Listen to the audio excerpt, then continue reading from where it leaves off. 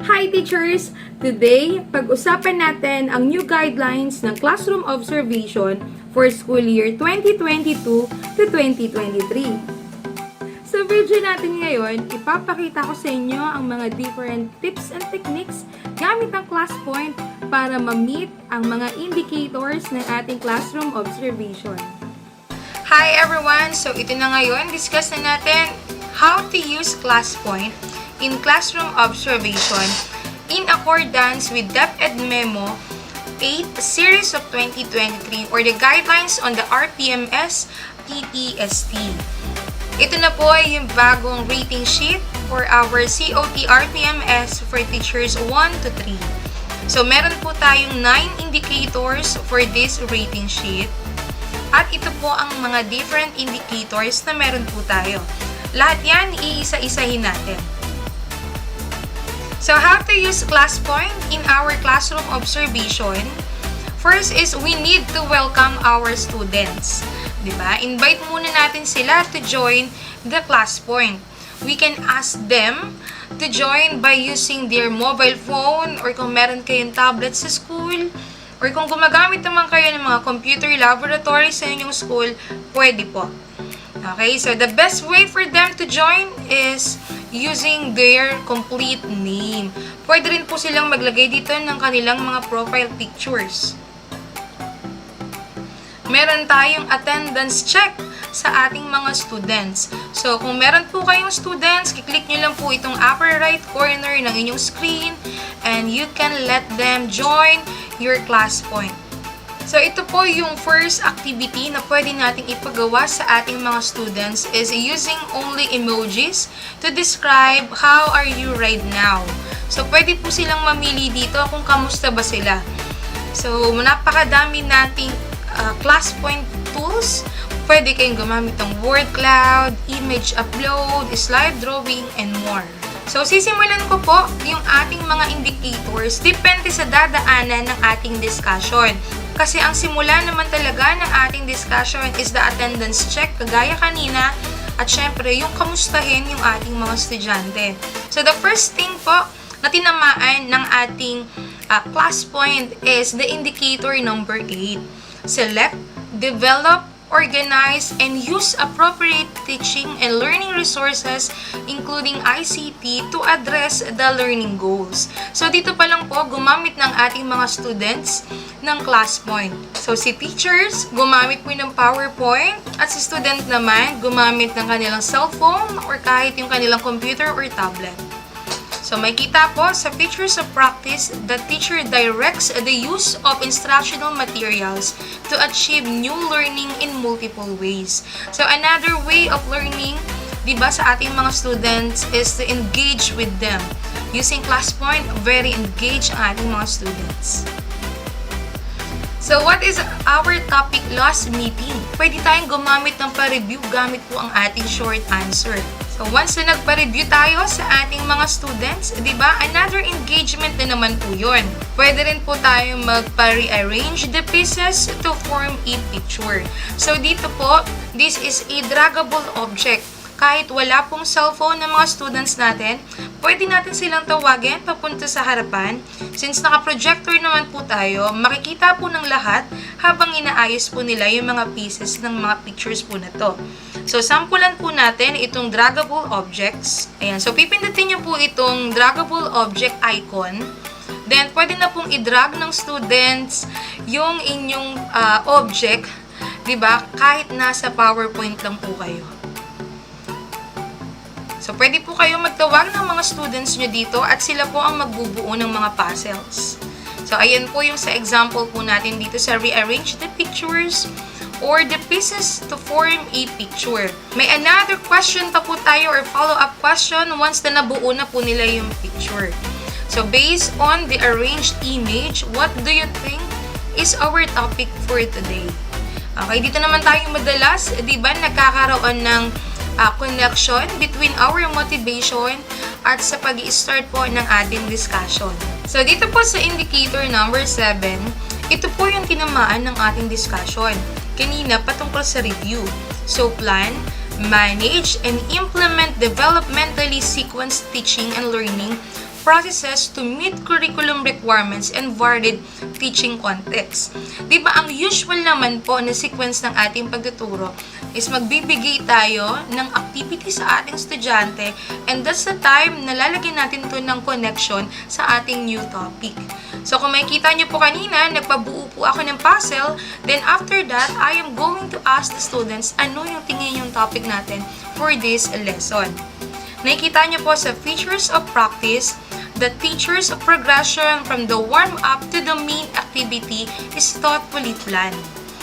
The review of the basic concept and the activities that follow are effective in taking the application of this knowledge to the next level of exploration. Next naman po nating activity. Ayan. So, what is your favorite thing to do in your free time? Diba? Madalas yung ating mga estudyante, ito yung favorite nilang activity, diba? Yung talagang makaka-relate sila. So, may iba dyan gusto nag-computer, meron namang kumakain, nag-basketball, and more. Another activity po ito sa ating estudyante na syempre dapat mai-relate natin in our discussion.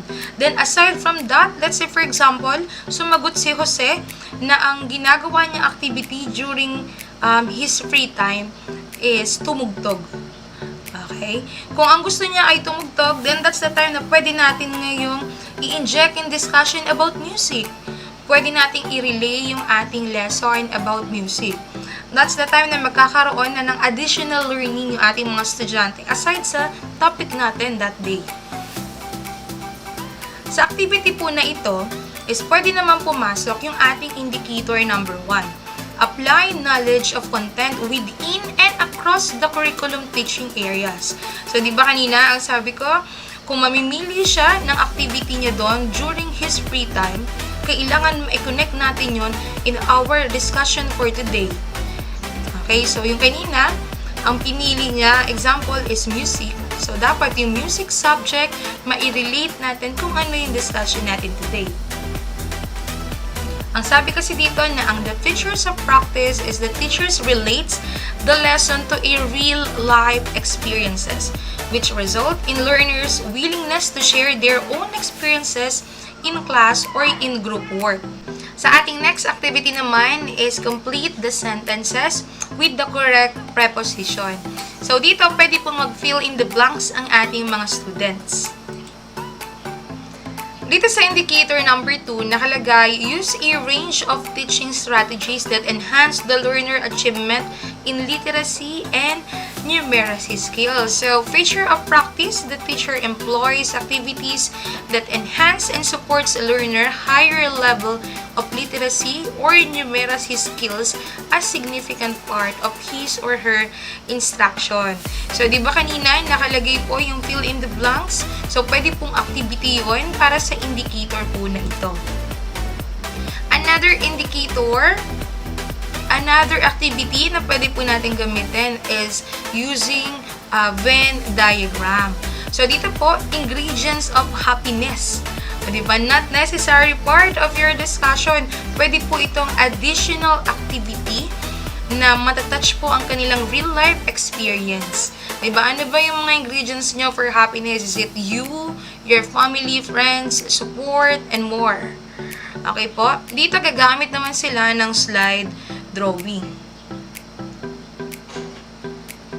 Another po for the math subjects. So, pwede po kayong gumamit ng slide drawing, di ba? Para po dito sa figure na ito.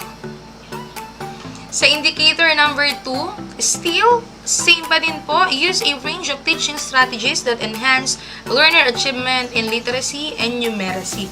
Under numeracy skills po kasi, kino-consider po ang mga graph gaya ng Venn diagram.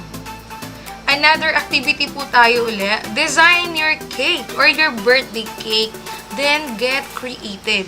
So, pwede po tayong gumamit dito ng ating slide drawing. Ganun din, itong ating living room, pwede po tayong magpa-drawing sa ating mga students. Complete the drawing of this living room. Diba, pwede silang maglagay ng table, ng paintings, ng windows, or whatever, kung ano pong gusto nilang idagdag. Dito po, pwedeng tumama ang indicator number 6. Use differentiate, developmentally appropriate learning experience to address the learner's genders, needs, strength, interests, and experiences. The feature of practice is the teacher provides appropriate instructional adaptation for diverse learners to allow them to have opportunities to actively engage in various and effective learning activities. So, dito po sa ating mga examples kanina, wherein pwede silang mag-design ng kanilang living room at saka mga cakes nila. Diba? Real life experience tsaka yung preference ng ating mga estudyante kung ano yung gusto nilang design. So, pwede pong ma-address yun using this activity. Another activity, gagamitan po uli ito ng ating draggable objects. So, click po natin yung ating draggable objects. Nakalagay dyan, paper, plastics, cans, and metals and glass can be reused and recycled. So, sort the recycling into the correct bin. So, idadrag po ito ng mga estudyante kung para saan po yung mga object na to. Ayan. Then, after po nito, pwede na rin natin silang turuan kung paano mag-recycle in real life. Another is collab activity. So, group yourselves into 4. You can group your students into whatever number na pwede nyong magawa sa kanila. Form a circle using your armchair. Design a slogan for the campaign of clean air, clean environment. Then, upload your slogan in the Classpoint. So, imagine, nag-drawing na sila, nag-group sila, gumamit pa sila ng kanilang gamit sa loob ng room to create their collab activity. Pag ganyan po ang ginawa nyo, pasok po yan sa ating indicator number 4, manage classroom structure to engage learners individually or in groups in meaningful exploration, discovery, or hands-on activities within a range of physical learning environment. And one good example of our physical learning environment is using their armchairs. So, nakalagay po dyan, feature of practice, the teacher sustains proactive classroom structure management practices to support a flexible movement of learners in all learning activities. Another activity is Let's Talk Matters. So, meron po tayong ibibigay na article for our students and let them read the article. Right after reading the article, syempre may question tayo, yung ating mga HOTS question. So, how does this affect the lives of Filipinos, both in the short term and the long term? So, dito po sa ating questioning na yon, pwede pong pumasok ang indicator number 3. Apply a range of teaching strategies to develop critical and creative thinking as well as other higher order thinking skills. So the features of practice, the teacher challenges learners to formulate high-level questions to provoke one another's thinking. The teachers and learners collaboratively apply ideas to create lifelong learning activities that can be applied to real-life situations. Di ba yung kanina po natin, yung questions natin doon, pwedeng-pwede for real-life situations. Another article is about gender equality in the Philippines. Siyempre, lagi tayong may mga HOTS question.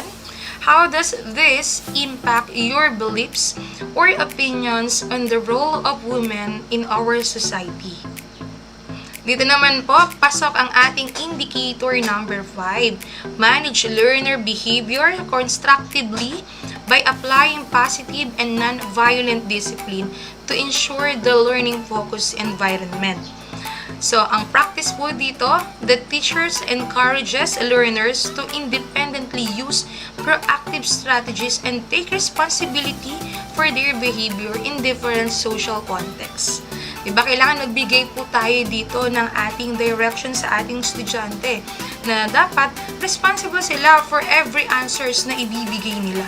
Siyempre, kailangan irerespeto din nila yung sagot ng kanilang mga kaklase. Next natin is time for e-pop quiz. So, ito, lagi naman po natin ginagawa ito, ang assessment after each lecture. So, one good example for that is the multiple choice.